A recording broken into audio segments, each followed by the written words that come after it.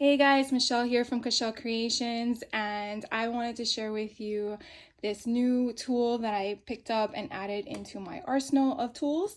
I was able to get my hands on Tim Holtz Rotary Media Trimmer, and I am so excited to test it out with some of the stuff that I have in my craft room to show you how nice it cuts. So we're gonna go ahead, and it's very lightweight, to be honest with you. I thought it was gonna be a little heavier, but it's not. And this is the product. So what I have here off to the side, which you probably see in the camera, are some of the mediums that I wanted to test out. I did pick up some watercolor paper that's 140 pounds. Some, I don't know what kind of medium, but this is a very medium-sized cardboard or not cardstock. It's, yeah. What do you call it? Chipboard. Lots of words there for a moment. Some chipboard that's medium in thickness that I usually use for my folios, and then some very thin, lightweight scrapbook paper, then some thicker one, and then this beautiful thick 12 by 12 chipboard that I got from one of my recent Hobby Lobby hauls. So I wanted to see how easily this rotary tool sliced and diced, I guess. So I'm going to try to bring it into, wrong direction, bring it into frame here for a moment. And so that way you can kind of see it. I'm trying to see if this is the best way. Now it does have legs here on the side, which you can bring out to make the dimension to be 12 inches. So you see you have your, well, you can't see because it's too close out. There we go. You can kind of see the measurements, that it goes all the way across. And I am holding it off of this. I'm sure it's probably not what you're supposed to do. But we're going to test it out. So let me, I keep forgetting which direction to go. I'm sorry, guys. So let's see. All right. So let's do the simple stuff first, I guess, or the lighter weight one.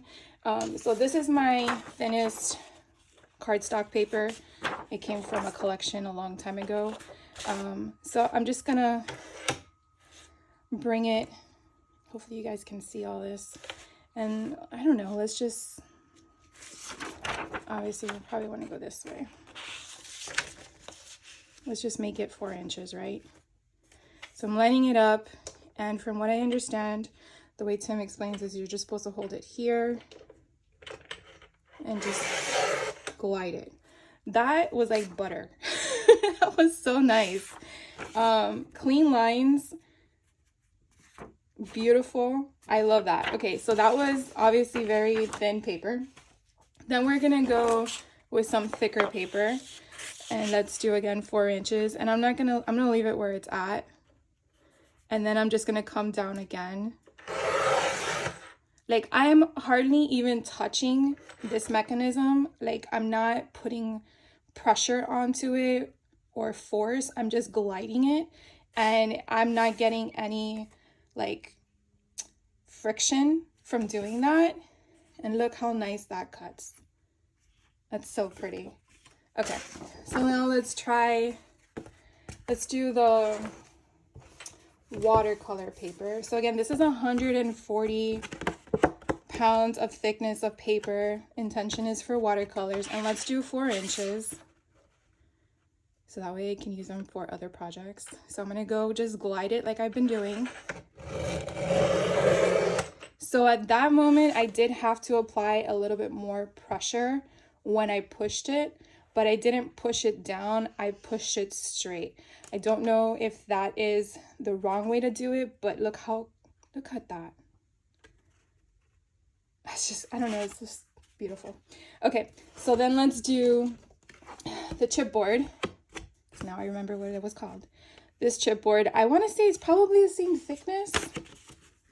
No, it's not. It's a little thicker than the 140 pounds. So you can kind of see that there. Hopefully you can. So let's do this. Let's do 6 inches.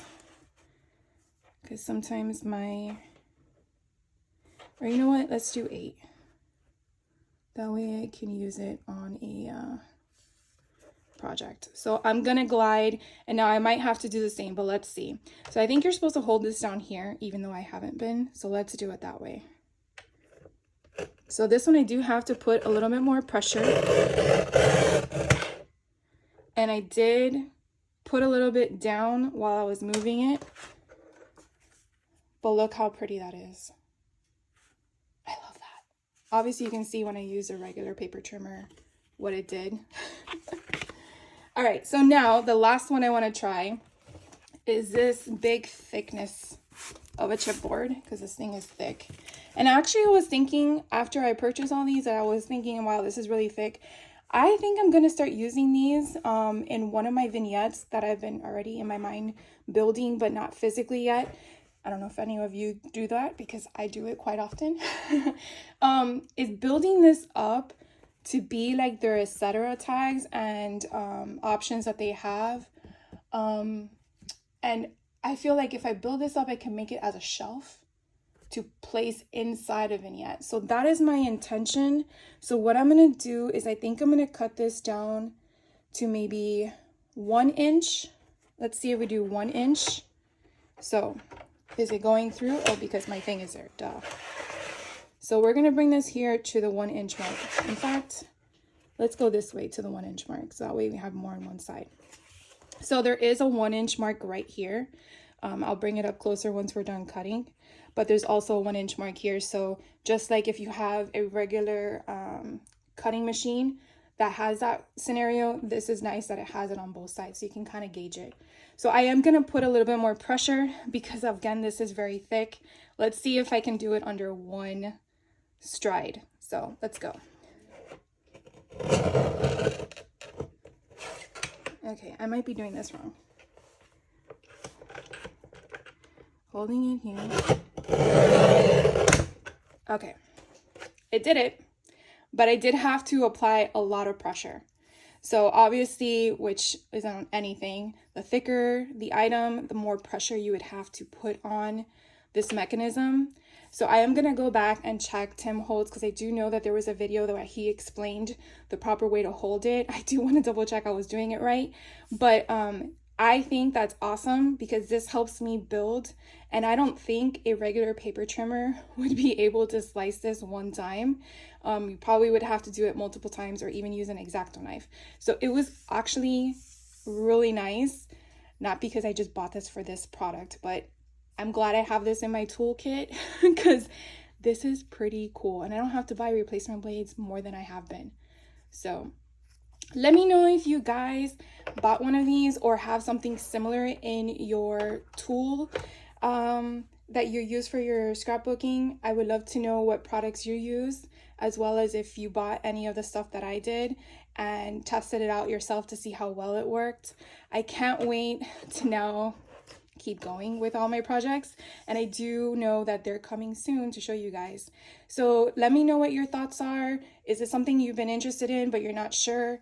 I do know that when I purchased this, it was on a I think it was a pre-order with a cherry on top, so they had a 20% discount, which is why I picked it up, because I was saving money at the same time.